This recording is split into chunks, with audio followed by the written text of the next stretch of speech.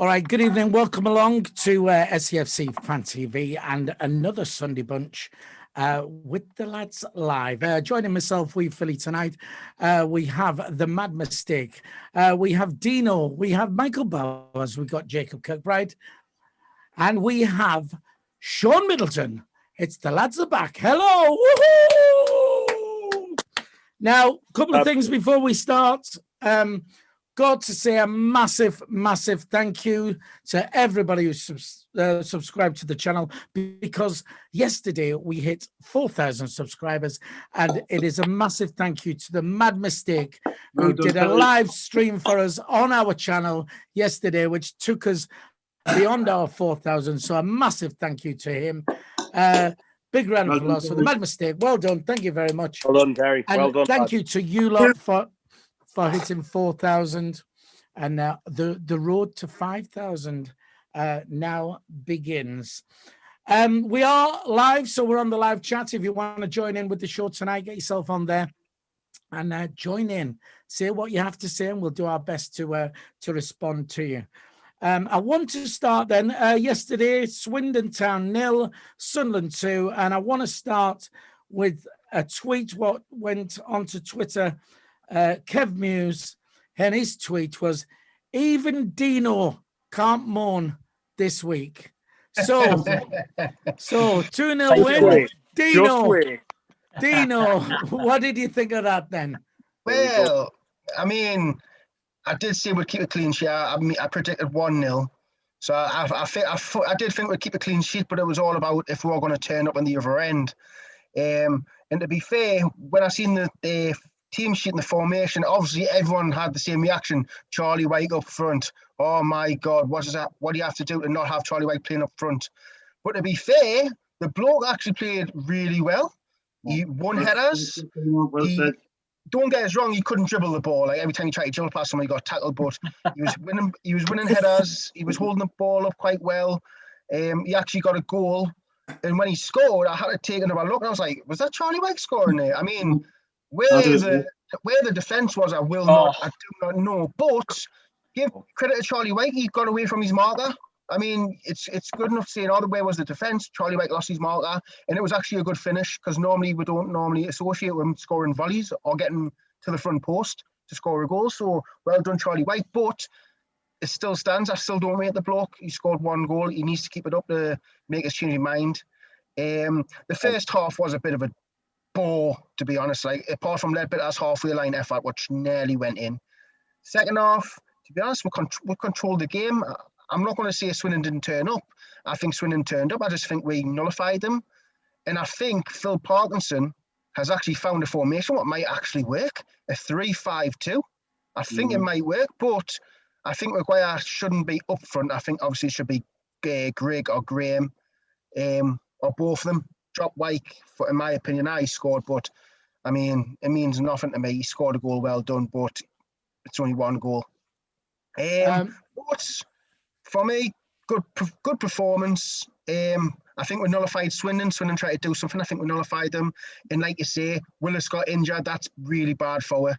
But the lads who came in, like Diamond, Conor McLaughlin and Luke O'Nien, Luke O'Nien played out of position, played well. Well done, the lads. Right, okay. That's not too bad for you, Dino. I know. Not too doom bad. and gloom, isn't it? No. Quickly onto the live chat. Casey Cameron, Jude, hi to you. Evening, lads. What did you think of Charlie WYKE scoring yesterday? I'm sure we'll get on to that. Thane, our friend as well, says 5K by Halloween. And also says 2 goals and a clean sheet away from home. 3 points, can't complain. I will be honest with you. I'm relying on the lads this week, because I didn't actually get to see the game yesterday, because I'm a grafter, as you know, and I was out delivering parcels till late, which gets me on to Andrew Robbins on the chat, who says, congratulations on 4,000 subscribers. Brilliant win yesterday. And the reason I mentioned Andrew Robbins is a serial online shopper. And I did actually deliver to him, and it was about 5:10 yesterday. And he said, I've been watching The live mistake is how we called him. So he'd been watching your commentary on the channel there, the Mad Mistake, and so we had a quick chat about what a brilliant win it was. So 2-0 yesterday. So the Mad Mistake, you did the live stream. What are your views on it? Well, I did feel really confident in the victory yesterday. I mean, Swindon, I might be wrong, but I heard all the Swindon's back line was out, injured. Brett Pittman was out, so they had a lot of injuries. It was the best time to play Swindon for the full season, I thought.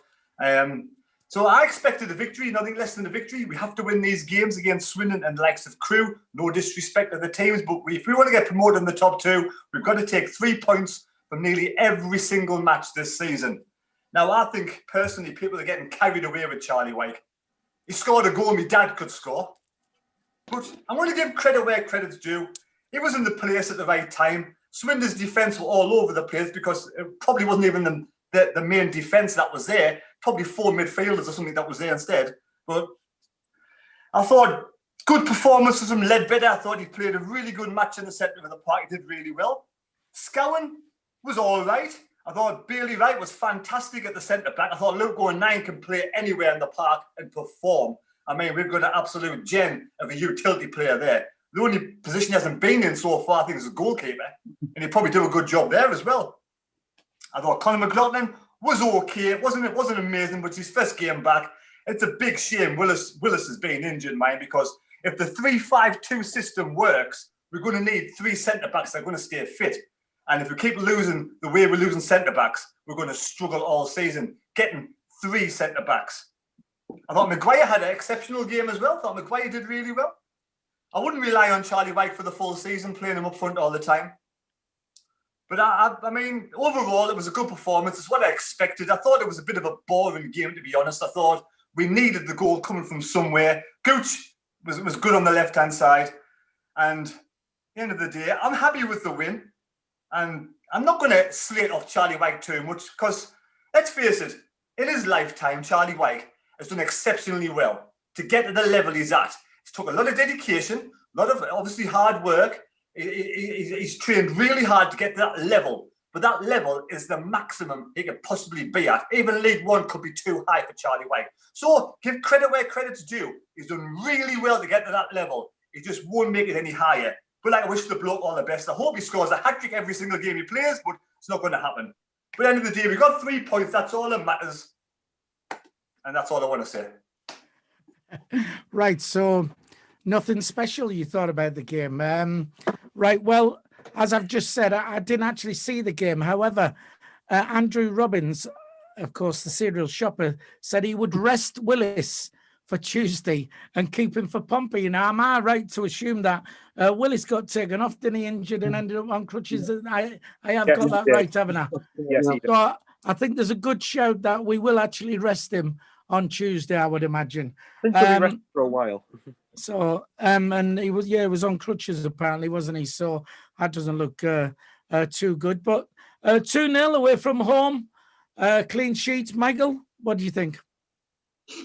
I think Dino made a mistake of covered a lot of it. I think that it was a pretty professional performance. It wasn't a game where I thought we got out of first gear, but we didn't need to. I don't think Swindon offered all that much at all. But I like to think that I'm going to try not to put it down to just Swindon not offering very much because sorry, Jake, am I keeping you awake?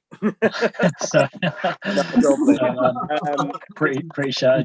No, fair enough. You know what it is? Yeah. Sunderland didn't let Swindon offer to do very much. And it backs my point that I've been saying for years and years and years that keeping clean sheets and defending is just as important as scoring goals at the other end. Sunderland, fair enough, everyone's got their own opinions, but look, I was watching Shoulder of Sean's interviews before I came on here, and that lad, I can't remember what his name was, the one who was saying... Tony, you probably won't be watching, but I respectfully strongly disagree with a lot of what you've said when you said, we've only scored 6 goals. But how many games have we failed to score in this season? 1. So, keeping clean sheets is just as important for me. For the defence, the back line, considering how makeshift it actually was, Luke O'Neill's not a centre-half, Conor McLaughlин's not a centre-half. Both, I thought, played really well. But anyway, you can see his influence across the back line. Just what a fair play to getting that signing across the line. I thought the midfield was very good. I thought that all of the midfielders, the wing backs, I think they could dictate a lot of the game. I know Sean doesn't like Max Power, but it was actually when I was watching the highlights. Obviously, Power was the one who got the through ball pass for Maguire to win the penalty. I do agree. What we were talking in the WhatsApp group chat about Charlie WYKE, and I know that obviously Sean feels that a lot of people tend to get on his back a bit too much, and I'm guilty of that myself. But I think the reason that people get on Charlie WYKE's back is because he's ultimately in the team there to score goals. And across the whole season, like Mad Mistake said, he will not get enough. I'm pretty confident he will. I hope he proves us wrong, but I don't think he'll get enough goals to get Sunderland promoted. And it's not just that Charlie WYKE doesn't score goals. It's the fact that I think his general play is often quite poor. Now, yesterday, he got better as the game went on. I didn't think he was exceptional, but he got fair play for the finish. Very good finish. Like you said, the Swindon back line went to sleep, but you can only deal with what's in front of you. So, but I still don't, as much as I really want Charlie WYKE to prove us wrong, I still do not think he's good enough. Ultimately, like Dino said, he's got one goal. He needs to do that. He needs to do that, at least get into double figures this season for me to think that he's good enough. And also to start winning headers when he's against players who are shorter than him, and to start using his physicality a bit better. But 2-0, clean sheet, can't complain. Move on to Tuesday, where we should be getting 3 points if we play properly. Right, okay, thanks for that. On the chat down here, Jack Dodds, who was interviewed on Sean's videos, he says Jacob is daydreaming about the Gunners. What you don't realise, to everybody, before we became on air live, we was all ready to go and we was waiting for Jacob because Jacob was celebrating West Ham's 90th minute equaliser. Really? Against his anything? Can I remind you, David Moyes is in charge of them? Should I be happy about that? I thought you were celebrating because it was Tottenham, your closest rivals. Oh, bloody. Oh, okay. Jacob, what did you why would I celebrate any success David Moyes has? Horrendous. Jacob, you protest far too much. Honestly, you do. Yeah, right. Quickly on the chat then, and again, I've got to rely on you guys for this. But Andrew Robbins saying McLaughlin needs some praise for yesterday. However, Paul Moss says McLaughlin is slower than my 89-year-old Nana. Get Sanderson in. Thane says McLaughlin isn't that slow, and he did a job. From watching, I've watched Sean's interviews and I've heard bits and bobs, and it sounds like McLaughlin actually wasn't that bad. So nothing special, but did all right. Nothing special, no. But I thought it was a performance. It was enough to get the win. That's all you can ask for. Yeah. But I mean, considering, I mean, the way we spoke about him, and I suppose if you like, Leadbitter as well in unbelievable. In a way, but we'll get to that. 2-0 then. Our resident Arsenal fan, what did you think? Listen, Swindon were very poor, but you can only beat what's in front of you. We got the job done.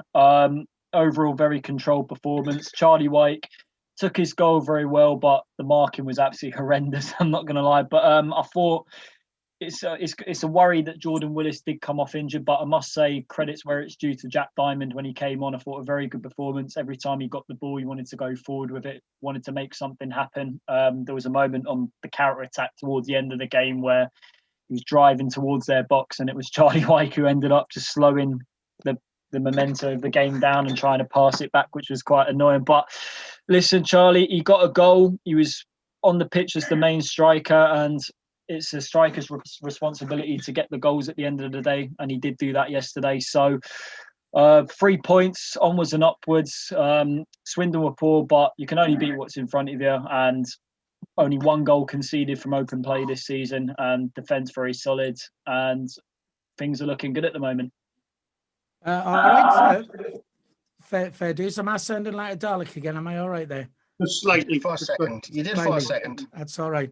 Just quickly, I just want to point out that Jacob is actually a mad, passionate Sunderland fan. His parents Sunderland supporters and stuff like that. So just People don't get the wrong idea. That's all. It's just that there's stuff coming in still on the chat saying if you turn Jacob's Sunderland posters I saw over, that one, they're yeah. all pictures of Ian Wright. And I somebody- spoke to Ian Wright on 606 once, so I have to track it down somewhere. And SCFC Rivers says Tony Adams' love child, apparently. All right, but no, Tony Adams. no. Jacob is a massive Sunderland fan and a valuable part of our team. Right, so 2-0. Sean, 2-0 away from home, clean sheet. What do you reckon? I was obviously over the moon. I think when he first, obviously I seen the teams at 2:00 when Jim put the teams out on Twitter. I was looking at the team. I was going, I couldn't figure out what system we will be playing. But obviously, as the game started, you realise that was Steno mentioned earlier. It was a 3-5-2, wasn't it? And to be honest, I mean, Swindon, they didn't really cause any problems. I think that was just basically because we kept the ball really well. Grant Ledbetter was absolutely unbelievable again. I mean, the third game now in a row where he's just bossed the midfield. Scowen was great. I've said it many times on the interview just there. Bailey Wright, absolutely unbelievable. I mean, too good for this league. Me and Michael were talking about this earlier on. I mean, he's had to deal with Flanagan getting suspended last week against Charlton. So he's got to have another lad next to him, 09, but still he's just that leader. I mean, I know Power's the captain, but none of my eyes, I think Bailey Wright's the captain. He's the one who he leads the team. He tells them what to do, and he's just got everything organised. He's a good talker, and he just puts everything right. I was absolutely over the moon for Charlie WYKE. One thing he's haven't mentioned as well, I'll have to say it back, but the goal, and I said this to Michael earlier, when Gooch crossed it, I think he caught the defenders out because they thought he was going to check back on his right foot because he's right-footed Gooch. He hit it with the left and he caught the defence out. Charlie WYKE was clever. He obviously got away from his defenders and he got away. And I thought it was an absolutely tremendous finish. I don't know what Terry says about his finish there, but I thought it was a really good finish. I mean, if he didn't score there would have been people would have been quick to criticise the bloke. But let's give the lad a bit of credit. I mean, I know you have sort of like give him a lot of I'm not going to say abuse. That's not the wrong word, but he's going to give the bloke a lot of criticism. But when the lad he holds the ball well, I guess he scored the goal. I thought Charlie was brilliant, and I think we should get behind him. And he's never going to score 20 goals in this league. We know that. But he had a good game yesterday. He held the ball up well. It's another clean sheet, 4 clean sheets in a row. You know what I mean? We're 5th now. We're not far off the top. I felt comfortable watching the game yesterday. I thought we played really well. It wasn't great to watch, but it sort of was the type of game I thought it was going to be like. And I thought with this restricted Swindon, they didn't even have I think they had one chance really. I was very comfortable and happy days. I mean, clean sheets is the way forward, as Michael said last season. If you can keep clean sheets, you can always score. And I thought McGuire done for his penalty. Obviously, it was a counter attack, wasn't it? And he turned it and he sort of tricked the defender. He done well actually. The defender obviously brought him down. He put his penalty away brilliantly and absolutely brilliant win. And on to the next 2 games, if we can get 6 points out of the next 2 games, I mean, Crewe, we should beat Crewe. Pompey, that's going to be tough, but if we get 6 points out of the next 2 games, I mean, can people start believing? I think so. I think Parky's the man, and it's hope people can get behind Parky, get behind the team, and we can do it this year. Well, I agree. I mean, Charlie WYKE, I have actually seen the goals and the bits of footage I've managed to see, and he took the goal very well. I thought, as with Bailey Wright. People on the chat down here saying, Chris Scott is saying 9 clean sheets in 11 with Bailey Wright. Paul Moss, Bailey Wright is brilliant, definitely top 10 championship team player. Thane saying Bailey Wright had a bigger job yesterday, especially being the only out-and-out centre-back on the pitch once Willis went off. And then there is that thing with Charlie WYKE. I mean, he's taken some right stick on this channel, and even, I mean, when I was in the van yesterday and I saw what the team was, and I'd said to Karen, I went, oh God, I can't believe it again. Charlie WYKE, he's up front and all this, and of course then I'd gone to deliver a parcel, and we had the commentary on in the van, got to deliver the parcel, and Karen's laughing as I'm coming back the van. I'm saying, "What are you laughing at?" I'm saying, "Sunderland have scored. I'm getting." And she says, "Charlie WYKE," and that's what she was laughing at. And but you know, I think we've got to give him some credit, and I do think that, you know, I'm not bothered if he plays every week, if he scores every week. Michael, you're trying to get in there? Yeah, I disbelieved it when Charlie, because the goal happened so quickly, where Gooch took like Sean said, he took I think it was a left-footed cross very quickly, and WYKE did well to intercept it and finish. But as soon as the ball went in the back of the net, I was thinking, nah, that's not going to stand. No, that's not just that has not just happened. So you know, fair play. Look, I want Charlie WYKE to prove us wrong. I think that his general technical game needs to improve. And yeah, to be honest, I have been very quick to criticize Charlie WYKE, but again, like I said, the reason is because you need to, you know, and ultimately you need your strikers are there to score goals, help you win games, to get out this league. And ultimately, Charlie WYKE isn't doing enough. Now, if Charlie WYKE was not scoring the goals, but he was doing everything else like really well, then I think that's a different argument. Because I think if he holds the ball up and is a right nuisance to play up top for opposition defenders, and is physically is a nightmare to handle, then I think you've got a good reason to have him in the team. And I think Charlie WYKE, if you bring him off the bench when you're winning a game, I think actually for that reason could be quite handy. I just still think Graham offers a lot more technically than WYKE. I think even Grigg offers more technically than what WYKE does. But you know, if WYKE does that for this season and it helps us get in the top two, I'll remember him fondly. Put it this way, in terms of personality, like people, I've always asked the question, who's worse, WYKE or Vaughan? In terms of technical ability, probably WYKE. But I prefer WYKE instantly to Vaughan because I think WYKE's not an arsehole. So there you go. Was that French? Cheers, Michael. Was that French, Michael? Have you No, been it was learning good. off Sean? Yeah, I've been doing his private lessons off camera. Dino, trying to get in there? Jacob was going first. Jacob wanted to get in first, like. No, it was Charlie WYKE. Just there was a few moments in the game yesterday. He had some brilliant first touch on him, like spinning in and around like some of the Swindon players. I thought it was fantastic. But yeah, we've got to give Charlie credits where it's due. Scored a goal and did some brilliant hold-up play as well. So building on what Michael said, just hopefully it can be a start of consistent run of good performances now. I just love how fickle football fans are. Dino? No, let's not forget the bloke. He deserved the criticism because he wasn't doing anything. Yeah. I mean, the first season he came, I think we let him off because he wasn't fully fit. He was a bit injured. He was injured all the time, come back from injury. So I think the first season we'll let him off a little bit. The second season, I think he showed that he wasn't good enough. I mean, at one stage, people were saying play WYKE over Grigg. I mean, that's how bad Grigg was playing at the time. But then as the games went on, everyone started realising he wasn't offering anything. And he was getting the criticism, and it was deserved because he was missing chances, easy chances. He wasn't holding the ball up. He was giving the ball away. He was fouling players when he didn't have to, just giving them a chance to regroup and all that stuff. He just wasn't good enough. Fine, this season he's off the mark. I'll praise him when he needs to be praised. It was a good goal. It was a good finish. He lost his mark. He scored, but he doesn't do it often enough. So if he does it next game and the game after and the game out, then fair enough. I can't say anything. But until he starts doing that, he'll still get the criticism. I mean, every dog has its day. He'll score a goal, but he needs to do it consistently. Well, you got look at him. Well, he's effectively he's our leading striker goal scorer. Do you know what I mean? And that's only one goal. He scored more than Grigg and Graham already. Do you know what I mean? So that puts him at the top. So the great start to have, like, you know. Right, just for Ringer Terry, and I need to Dino, you do know that there's porn on your TV behind you.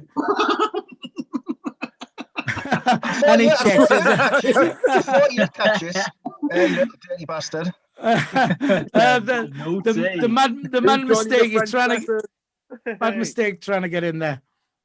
I'm not fickle. I'll say how it is. Yesterday was an average performance against a poor side. Sean, a brilliant performance. Really? A brilliant performance. If that's the case, that means Max Power played brilliantly. Didn't see him, mate. Didn't see him. Did he not? Yeah, you did. Come on. Lobby could have lost any form of criticism he can give the geezer. The Red Sea for Moses, the way in the penalty area. When I say brilliant, I mean, like, we restricted them. They didn't cause any problems. We kept the ball really well. It wasn't like great to watch, but it's effective. We kept the ball. Ledbetter's ran the show. Scowen was good. Bailey Wright's is colossal at the back. You know what I mean? It was a gritty performance, and it's exactly the way I thought it would pan out. And Max Power was good. Max Power was good. Max Power. He was. All right. Listen. I've got everybody trying to get in here, so I'll get to you all. And again, I'm relying on you here. But was it not Max Power that supplied the ball through to Maguire to then get the penalty? Was that? Yes. Am I right in assuming that? Right. Well, we've got Jacob, Michael, and Dean all waiting to come in. So Jacob, I'll back off. I'll let someone else go first. well, Jacob. I thought Dino was first. No, it was Dino, Michael, then. you, then me. I've done it on purpose, but it was Michael, you, then me. Go on, Jacob. I was good. Go on, Jacob. It was a good performance yesterday, well controlled. Only beat what's in front of you. But I was going to ask, do you think they were probably the worst opponents we've seen us play in a while? No, Oxford. You reckon? I reckon they were worse. I'd say Swindon were worse than Oxford if I had to pick out the two of them. I'm not sure. But you know what, right? I think Parkinson might have found the three in midfield. I think that works best because you know what I seen yesterday? I seen Max Power getting into the box. I seen Scowen getting into the box. When we play two in midfield, we don't do that. But with a three, two can protect and one can get forward. I think he might have cracked. If we can get three centre-backs like fit, because obviously with Willis out and Flanagan out at the minute, I mean, I think the 3-5-2 might be the way to go. Because you've got one of your centre mids pushing up while two sit back. You've got your two strikers and your two wingers. So I think that could work. I noticed that Max Power and Scowen were taking turns getting on the edge of the box and getting in the box. That's right. There's lots coming through on the chat here. Mark Hooper, Spider, Frenchie Spider, Jack Dodge, Spider, Dino, Spider. Spider? What the fuck's a spider? What do you mean by spider? Like, Michael, are you still waiting to get in there? Yeah, I was just patiently sitting. There's a few things. Firstly, obviously, with Sean with Power. Look, ultimately, I did see Power. I saw him more than I saw WYKE personally on the pitch. I know Sean massively disagrees with that. But at the end of the day, if we're going to praise Charlie WYKE when he gets the occasional goal, let's praise Max Power for making the really good forward pass that helped Maguire help us get the penalty and effectively secure the win. However, I do. I love his song. He was like, I was just waiting to see what he was going to say. No, look. At the end of the day, if we're going to praise Charlie WYKE when he occasionally does something good, then Max Power equally deserves to get praise for that. Can I stop you there as well, right? Just sorry, I'm just looking at the group chats and I'm seeing people what they say about Power. And I'm thinking, because people think I've got an agenda. No, but I'm looking through, and there's a lot of people say he was quiet, very quiet, very quiet. Maybe he does the things I didn't know, like the little things he does in the game. I didn't see, but I didn't know what he offered. That's fair enough. But ultimately, I didn't. I mean, to start with, certainly I didn't see Charlie WYKE doing anything. But after he got the goal, he got better. He got better as the game went on. But I wouldn't say he was amazing. I do disagree with Terry because I think Terry's playing down the performance quite a bit. It wasn't fantastic, but just to say that's a poor Swindon side is taking a lot from the fact, again, why is it always got to be Swindon were poor? Is it not that someone made them look poor? It's not that we dictated and controlled the game. Ultimately, we did not have to get out of first gear. That's not our problem. We did enough to win the game. Simple as that. Crewe, for example, I expect us to beat Crewe. That's not arrogant. And even if I look like a mug 3 days later and we end up losing, the point still stands. We should be beating Crewe if we want to get promoted. Next week against Portsmouth, we should be getting at least a point, ideally 3, if we want to get promoted. We should be beating Rochdale. We should be beating Gillingham. I don't care that Gillingham started well. We should be beating them. We should be getting a point at home to Ipswich if we want to get promoted. So it's a good start. Look, ultimately, like I said, I think we've started quite well. And again, people remember we've had a tough start on paper in terms of fixtures. Oxford haven't started well, granted, but let's be real. I do not think. Yes, right now they're not doing very well. I'd be shocked if Oxford got relegated. I'd be shocked if they didn't at some point in the season start to climb up the table a bit. Whether they do anything, I don't know. Peterborough, people want to play down the Swindon game. Peterborough, we had to play pretty much Peterborough's strongest 11 or near enough their strongest 11, and we managed to beat them. We outplayed Charlton, should have won the game, and we beat Oxford. And again, beat Oxford. So if you're gonna look at it both ways. Ultimately, we did enough to win the game. Let's just move on. Hopefully, we carry on doing that. Sean? Yeah, Michael's absolutely bang on there. You bang on, mate. You know, you can't. It seems like the Sun supporters, no matter what happens, they always got something to flip and whinge about. I mean, can we not just try and take the positives out of a game? I mean, Mike, as I said there, the Peterborough, I tell you something now, Peterborough are a good side, and they'll be in the top 6, 100%. They could be in the top 2. They've won every game since they played us. We played the tactics that day. Parky got it absolutely bang. He's got it spot on, and we kept the clean sheet in 1-1-0. Some of the Sunderland fans are so like, can we not just like praise the lads and just see a lot of that? You know, we won the game, we kept the clean sheet, we're fifth in the table, we've got a game in hand. You know, let's give Parkinson some credit as well. I mean, this negativity is getting on my tits a bit. Like, if I'm being honest, it's just like let's. I mean, if we're playing crap and we're getting beat, let's get on the backs. But look, let's give that some praise, man. Do you know what I mean? Parkinson praise, Charlie White praise. Max Power, some praise. What? Hang on. What? Run that back. We'll play that. Yeah. What did he just say? When this It's is not- over. I don't think this is working properly. No. Did I hear right? When right. the show's over, I'm going back and recording that clip and using that from now. Right. Just very quickly before we come to Jacob and Dino again, on Sean's point there of the negativity and Sunderland supporters whinging. If you do get chance pretty soon, watch Sean's interviews, which he did after the match last night, and in particularly Tony. There's a guy called Tony on there who, again, very negative, but a passionate Sunderland fan, and that there was some things he said were pretty much bollocks sort of thing, but it's a classic example about Is he French? what. Well, you know, he was on about McGeady and we should stop paying his wages and stuff like this and what have you, and he just disregarded the fact that the guy's has a contract. Can't just stop his wages. You know what I mean? He can't. He said we should suspend him. It's hard just but on the flip side of that, Sean interviewed somebody, Carol, a lady called Carol, who absolutely so knowledgeable and knew exactly what she was talking to. So again, well done to Sean out last night and those interviews, and make sure you watch some of those. Right, we're gonna go to Jacob. We'll go to Dino. Then we'll come to you, Michael, and then we're going to. Nothing. We're going to go back to someone else. Come on, Jacob. Yeah, I can understand what Sean's saying. There's like a lot of negativity, particularly about the manager at the moment. Just, I think right now we just have to take one game at a time. And I think a lot of Sunderland fans are thinking. I put a tweet out about this today. They're thinking too long term. The fact of the matter is, we are in League One at the moment, but I think we just have to not think too far ahead of ourselves and just get the results done game by game, and then do the judging after the game's over. Not look too far ahead. I mean, yeah, we beat again. We've got 3 points against the side who's just come up from League Two, but at the end of the day, you can only beat what's in front of you. And I know, was it Charlie White? We've given him a lot of criticism the last few weeks, but he did get on the score sheet yesterday, so credit's where it's due.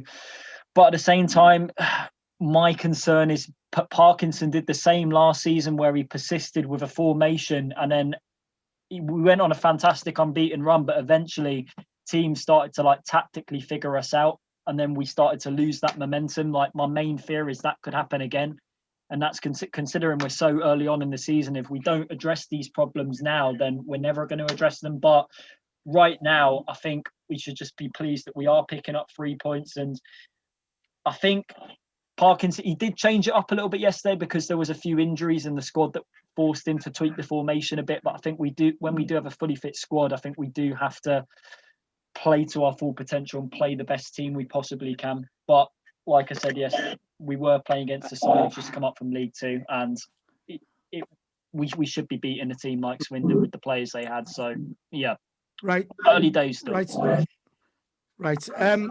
We're going to go to Dino. Before we do, Alan Gardner on the chat says Dino is the only one who talks sense Thanks for that.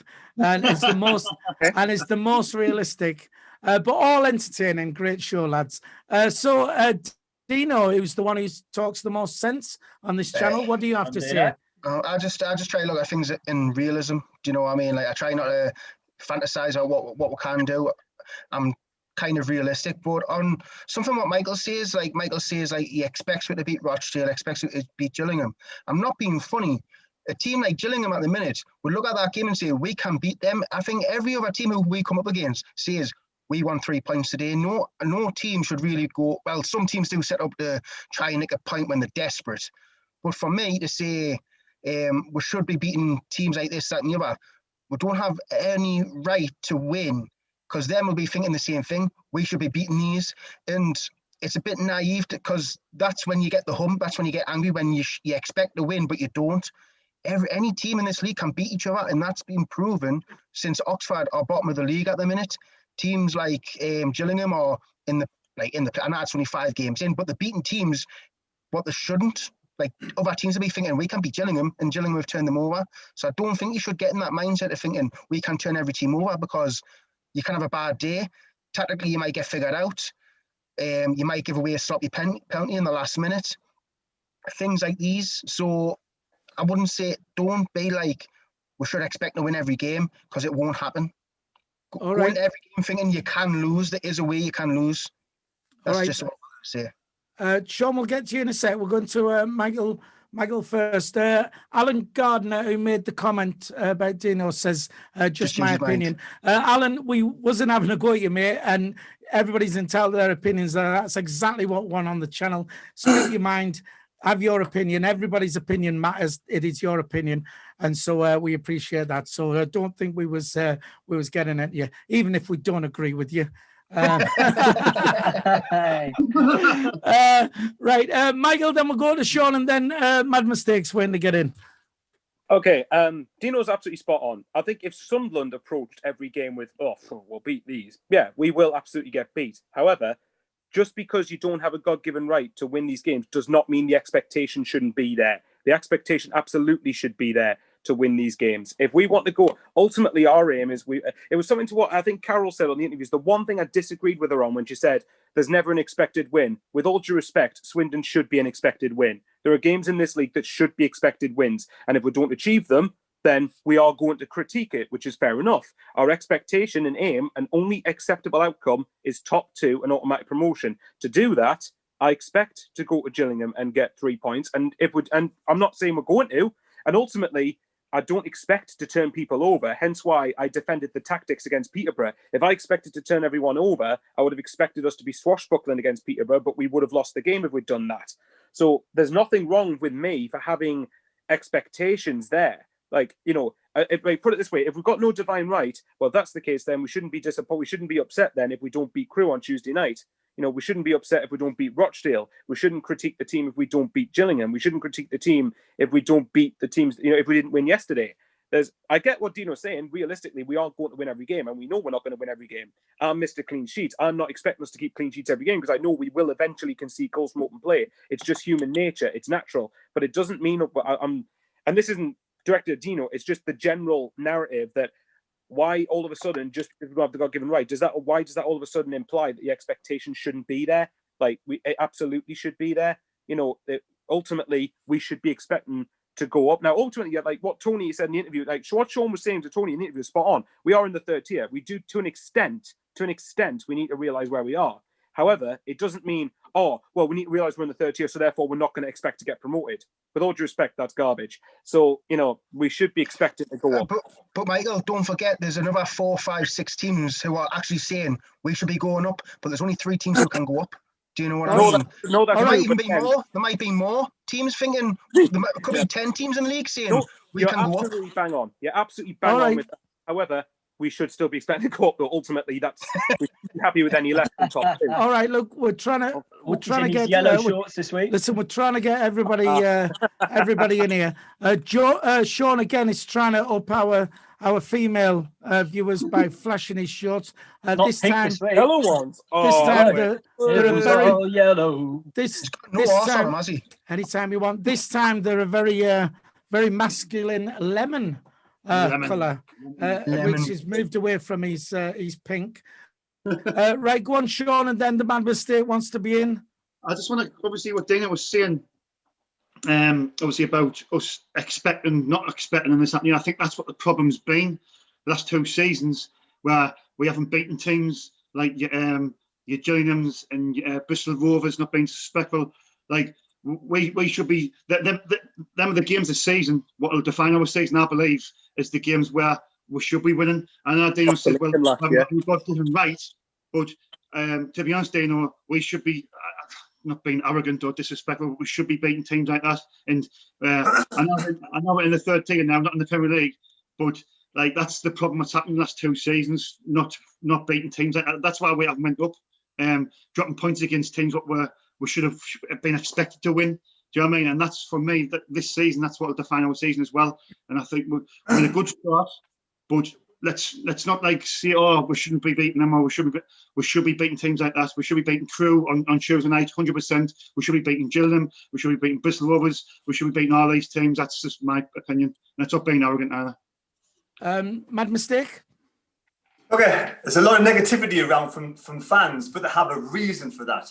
Like Sean's just alluded to, we've been let down so many times over the seasons, let down in League One the last 2 seasons. We build our hopes up with these games in hand. We come level with Barnsley, and we failed at the final hurdle. Last season, Phil Parkinson got us on a good run. We started to believe we could do it, and then we felt the bits at the final hurdle. That's where the negativity comes from. We feel that at some point we're going to fall to bits again. So we don't want to get too carried away. Now, if we stay on the players' backs to a certain extent, not as an abusive, not as being nasty, but just to keep them on the toes a little bit, and the manager, then hopefully they'll continue the run and keep it going through the whole season. Now, I expect to win every single match. I know we won't. I'm happy after every game we win. Now, teams I don't think I expect to win against, Ipswich, Peterborough, Portsmouth, well, those are the teams I want to win against, but I don't expect to win. I expect to get 3 points against Crewe. Anything less than 3 points, I'd be so disappointed on Tuesday night. Now, over the years of being Sunderland fans, we've been let down that many times. That's where the negativities come from. Now, I don't want to get carried away again like I did last season and then be let down all over again, just to be let down. So I'm going to keep Phil Parkinson on his toes. I'm going to keep the players on their toes so that one day they might say these comments, not being nasty comments, but comments basically saying, making them, pushing them, willing them, wanting them to do well and to strive and win every single match possible and get promoted this season. Right, just very quickly on the chat there, Chris Scott says, yes, Terry lad, mad mistake, and Dino, the dream team. Me personally, I don't agree with you, Terry, because it's like, you're saying the reason for, for the doom and gloom, the negativity is all the letdown. I mean, I've had 45 years of following Sunderland, and it's nearly always been doom and gloom and what have you. But I just see if we start going on a winning run, I'm always positive, and I just, I just think there is too much, even when we're winning. I mean, we've had a brilliant start of the season as far as I'm concerned, absolutely superb. And there's still people out there who are going, oh, I don't know.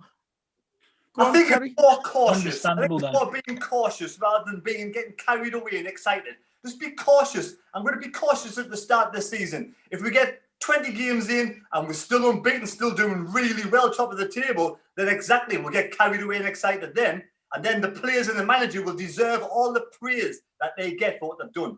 Right. Okay. Quickly then we'll go Jacob, then Michael.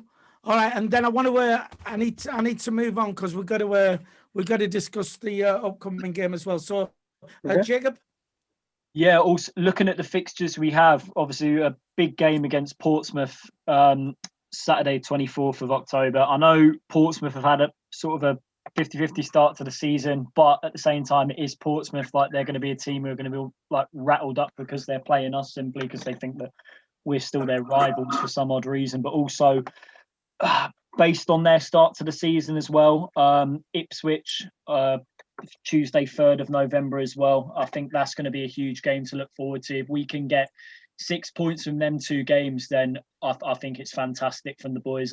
But I think this season it's all going to be taking one step at a time. But if you can put in brilliant performances against teams who are favourites to go up and come over the finishing line with 3 points, then it's still fantastic praise you've got to give the lads, and we have to do that this season because we've got to simply get out of this league. Right before oh, is that me as a Dalek again? Dalek.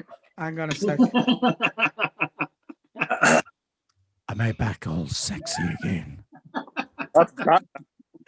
Stephen Bale, Batman. Just very quickly before I go to you, Michael, on the chat down here, Jalsy, hi to Jalsy, great YouTuber, check him out. Says he, I bet because we have no fans, the Sunderland team will get promoted this season. Invincible season, he's telling you.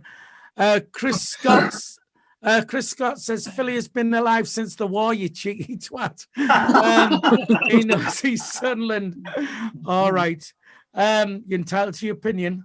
Michael, and then we need to move on to Crewe. Go on. Yeah. Like I said, there's a few things. Firstly, obviously, look, we know about realism and expectations. Ultimately, I think the comment saying that Dino was like, like obviously Dino deals in realism. Of course he does, but we all do. But ultimately, expecting to win games this league should be considered realistic, in my opinion. It should be realistic to expect to beat the likes of Crewe and Rochdale. Otherwise, what's the point? We might as well not bother.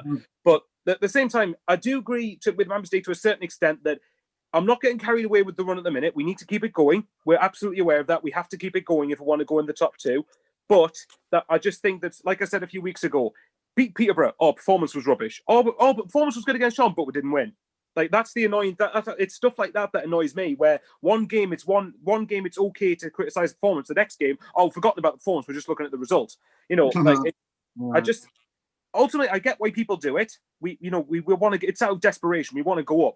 I just wish people sometimes be a bit more consistent with the way that they view certain games. Now every game's different, but I mean like. Oh, right. Well, if you're going to say the performance against Peterborough, then recognise how good it was against Charlton. If you're going to just look at the result against Peterborough, then, look at the result against Charlton.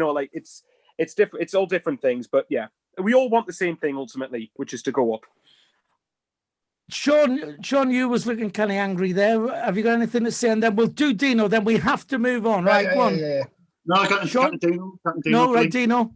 Right, put it this way, right? Say we play someone like Peterborough, right? 10 times. It could be we win 5 times, then win 5 times. It could be we win 3 times, then win 3 times, we draw 4 times. And then you go to games like a Gillingham or a Swindon. You could play them 10 times, but doesn't guarantee you've got no guarantee you're going to win them 10 times. It could be their day. That's how you've got to look at things. Don't anyone can turn anyone over on a certain day. So I always look at the game's 50-50 from the start. Whoever gets the first goal is most likely going to go on to win the game. So, and like you say, these players are human beings. They're not robots. On paper, yes, we have a great team. But on the pitch, it's man v man. It's like a boxing match. Anyone could win. That's how I'm starting to look at it. Right. But you do still expect your team to turn up and win, though. I just want to move on a Crewe. Show some authority. Right. Listen, again, we'll quickly go to the chat. This is getting worse than Jacob being an Arsenal fan, this. Colin Major, I can just imagine Philly with his air raid warden's hat on. All right, now just pack it in, will you? Right, what do I want to do before we move on to Crewe? We all had our predictions for the Swindon-Sunderland game. So we're going to go around and see what everybody said. Mad Mistake, what do you say? And the man of the match. What? Man of the match, he said. They didn't do man of the match last time, you didn't. No, we didn't do man of the match. No, we just did. No, the score predictions, what we did for Swindon. Can you remember what you had? 3-1 to Sunderland, and Bailey Wright joined man of the match with Grant Ledbetter. Right, I didn't know we did man of the match as well, because I didn't. Jacob's cracker. Right. Dino, what did you say? I said 1-0 and I gave Ledbetter the man of the match for me. He's been bossing us. Oh, did we do man of the match? I don't know. I must have missed that, me then. Michael, what score did you have? I said 2-1 Sunderland, and I'm going to go man of the match as well. Bailey Wright kept a makeshift back line together excellently. Jacob, what did you have? I said 2-1 Sunderland, man of the match. Like Michael said, Bailey Wright keeps the side in order. Well, Conrad, our editor, who was on Thursday, said 3-0 to Sunderland. That was wrong. And once again, there was only me who got it spot on. Swindon 0, Sunderland 2, which I have a habit of doing now. Sean, you wasn't on Thursday. You was at work. If you could have had a prediction, what would you have said? Don't just say 2-0. I put my prediction. Hang on. Say that again, Sean. I put my prediction on Twitter. I says Swindon 0, Sunderland 3. So it's close. But so you're all pretty poor at this. There's only me. You need to take a. You said 3-1, Philly. I remember because you said you had it on your bets.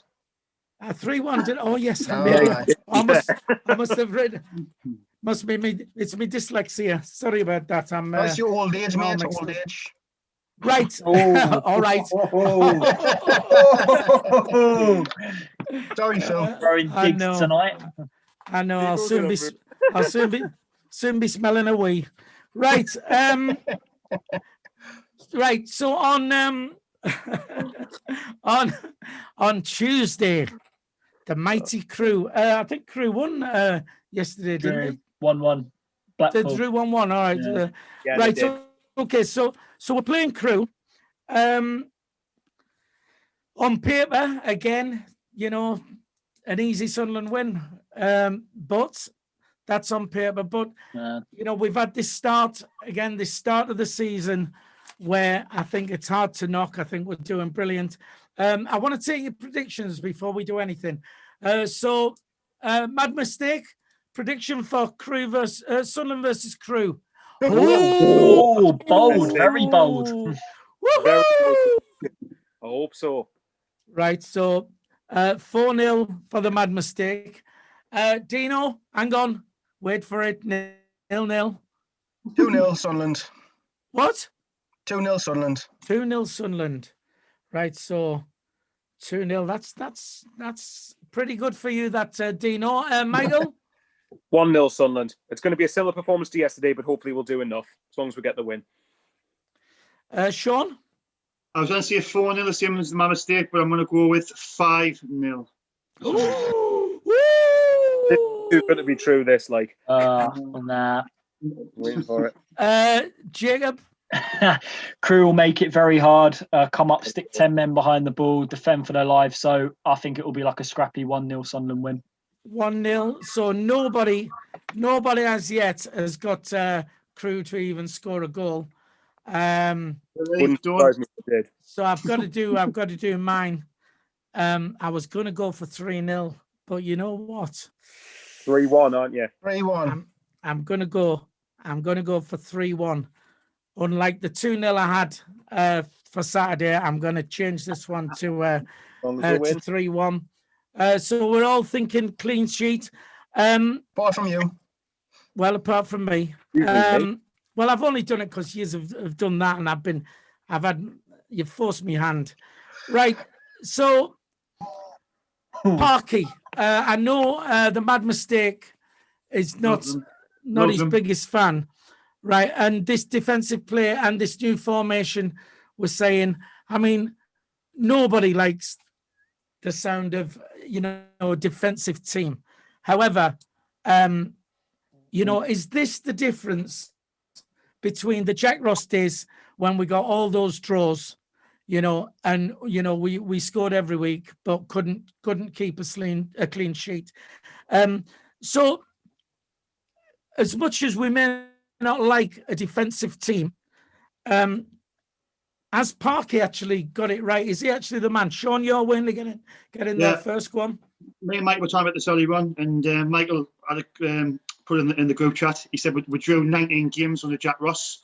Say the mentality was with Jack Ross was we'll get a goal and try and defend. Didn't have the right players to the mentality of his management style. Now we have got the mentality of seeing out the lead and keeping clean sheets. That's the difference between useless Jack Ross and obviously Parkinson, who's got CVs of getting promotions out of this. It might not look pretty, it might be great, but who's bothered? If it's effective and it gets you promoted, who cares? I'm not bothered. It's about for me. It's about getting out this division this season. It's not about playing attractive football and scoring 5 goals and conceding 6. It's about keeping clean sheets, grinding results out, and getting promoted. That's all it's about for me this season.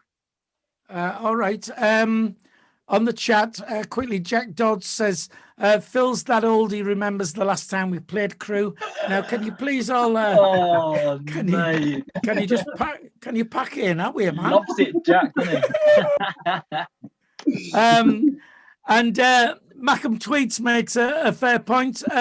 Parky in until the end of the season, at least, and then judge him on that. Fair point. Yeah. Jacob, Parky, and he's set up. Has he got it right? Is he actually going to be the man for us? Yeah, I think for now. I agree with what the Mackham Tweets was saying. Not long term, but right now we have to consider the division we're in. It's not going to be pretty. It's going to be hard fought results at times, but it's about getting over that line, taking one game at a time. And I think he is the man to get us out of this league this season. He's done it before with Bolton Wanderers. He was a decent manager at Bradford as well. So I think he can do. And plus, you have to take into account he's got better players than what he worked with when he was at Bolton and Bradford. So I think he can do well with the squad we've currently got. All right. Am I sounding like a Dalek again? Yeah. Just a little bit. Hang on a sec. Technology. It's all these valves. It's because it's wartime technology. It's one of these old microphones and all that, isn't it? Right. SCFC Rivers says Phil went to school with Dario O'Grady. Who's that? Well, he was the manager, wasn't he, of Crewe for a lot of years, probably before you was born, actually. Jacob. The mad mistake then, you've not been one of Phil Parkinson's biggest fans, but has he got it right? And is he actually, should we give him a bit more praise? Just because I'm not his biggest fan doesn't think that I won't, I don't think that he won't get it right. I think I'm not his biggest fan, fair dues, but he's not getting the best help from Stuart Donald either. Stuart Donald's not giving them any great support as far as I'm concerned. So Phil Parkinson is doing a good job under the circumstances. And like I said, at the start of the season, he gets a full season from me. That's what managers deserve. And I think that hopefully he will get us promoted. He'll get every single bit of praise he deserves then. But until we get promoted, that's when he'll get the full praise from me. But he has my 100% support while he's a manager. And I agree everything that Sean said, apart from Jack Ross being useless. I don't think Jack Ross is useless. I just don't think he was good enough for Sunderland. Right. Okay. No, that's a fair point. I mean, he's still not achieved. He's not achieved nothing with us as yet. I quickly want to go to the chat again. Jack Dodds says we need to take the attention away from Jacob. We need to bully Phil instead. That's a bit harsh, isn't it? And then he says, Phil went to school with Charlie Hurley. Can we not go back to Jacob being an Arsenal fan? Can we not just no, done. Just do that? Done and dusted. Ancient history. Dino, Parky, has he got it right? Is he? Should he get the praise now? Saying, I know one likes a defensive team, but what team were we when we were in the Prem? We were a defensive team, but we had players who could dig out holes, like Defoe and Sessegnon and Darren Bent. So we've never been an attacking team technically, but at the minute, obviously we're in a worse division with worse players, so it looks even worse now than what it was in the Prem. Because in the Prem, we're exactly the same. We used to sit back and catch teams on the counter. We used to try and defend. At the minute, Parky is getting it right because last 2 seasons, why we didn't go up is because we're conceding goals. We're conceding sloppy goals all the time. We haven't conceded from open play, which is good. Go on, Phil, what do you want to say? You want to say something there? You got your hand up for some reason. I was. My wife's being rude again, and I was going to pick up on a point you've just said, and now I can't remember where it is. So sorry, just carry on. I'll come back to me. Don't get us wrong. I still think Parky is a lot to be desired. I mean, he doesn't make. I feel like yesterday he could have made a couple of more substitutions. I mean, he brought someone on in the 89th minute or something like that. He didn't use his third substitution. I did think Charlie WYKE could have came off and give Greg a go up front or Danny Graham. would put another. If you recognise on the bench, he put someone called Oliver Younger on. I mean, I've never heard of the bloke. Where's Dan Neil? Where's Brandon Taylor? Who's this Olivia Younger? And nobody has actually mentioned the fact we're actually loaned somebody from Wolves on deadline day. That hasn't been brought up, so we have got another centre-back now. I think Phil Parkinson can get well out the division if we keep defending the way we are, 100%. But it's the attacking threat we need to work on now, because we can keep clean sheets all day long now. It's attacking-wise where we're going to get figured out. But I do think Parky can do it. But like everyone says, he's not the championship manager I would want, but you can't sack a manager who gets you promoted. So he's going to have the championship if we do go up. Right. Quickly before I get back to you, on the chat, Danny Thin says, "Don't say Karen's naked again." She wasn't naked, but she was inappropriate. Karen, Megan, Philly. We will get Karen on 1 week, by the way. I did remember, Dino, you said about Parky playing defensively in the Premier. I think the difference was in the Premier. I think we needed to be defensive in the Premier, whereas now we have the luxury now of, these, no disrespect to these teams in this division, but you shouldn't be playing. Well, I'm saying you shouldn't be playing defensively, but there you go. Look at the start we've had. It's been great. Terry, you wanted to get in quickly. Yeah, I just wanted to say that Younger's he's a defender, and he's probably the only defender we could have put on the bench yesterday. What about Taylor? Because the new lad wasn't available for the match yesterday. What about Taylor, though? What about Taylor? Or is this bloke better than Taylor? Taylor's been if and buts a bit. Right. Look, we're right out of time. So unless one of you wants to contribute quickly about it, you all do, don't you? Right. Make it quick then, Jacob. I want to say SAFC Dave 17, you're an absolute legend for putting this. Wee Philly used to deliver his parcels by Pony Express. All right. Fair enough for that now. Michael, you're trying to get in, then Sean, you can have the last word. I think Jacob's thinking this is comeuppance for Phil taking the mick out of him so many times. And for me, Parkinson, like we said, look, under Jack Ross, we had 19 draws. The reason we didn't focus was we conceded in 18 of those draws. If you keep clean sheets in half of those games, we walk the league. Simple as that. For this season, keep clean sheets. Always gives you a chance to score goals. And I do believe Sunderland create enough chances to have 1 or 2 goals in us every game. Hopefully we'll do it, and how we're the lads. Right, Sean. I was just saying what Terry said earlier. He made a really good point, actually. I mean, you got to think Parkinson hasn't really he hasn't been backed by the owner as well. I know people say, "Oh, you didn't have to spend much money in this division," but I mean, I think he's done really well. He brought 3 transfers in, which he's had to probably do to bring the wage bill down. But I think that's another situation he's had to deal with. The owner hasn't really backed him enough. I mean, I think Dino says, well, we need a striker, maybe in the summer. And if we could have went out and getting, Jamaji was free. Jamaji, what's he called? Nangia was free. Nangia was free. And we didn't show any ambition. I think our owner hasn't shown any ambition. I think Parkinson has done absolutely tremendous for the budget he's had as well. I think, you've got to give him credit for that. Absolutely. And the salary cap as well. Yeah. Right. Right. We had loads to sort of discuss on this one, and it's been that good. We just got carried away with covering yesterday's game and then a quick look towards Crewe. Thank you very much for tuning in to our viewers. Once again, a massive thank you to you lot as well for getting us to 4,000 subscribers. The road to 5,000 now begins. So please, if you haven't already subscribed, please do so. Ask your friends.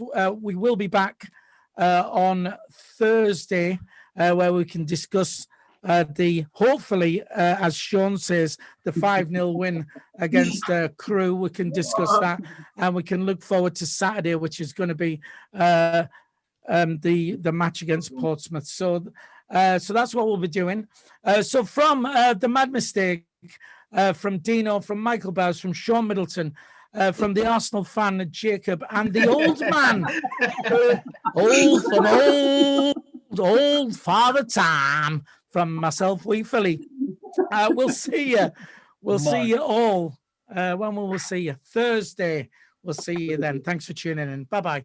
I've got to go because my back's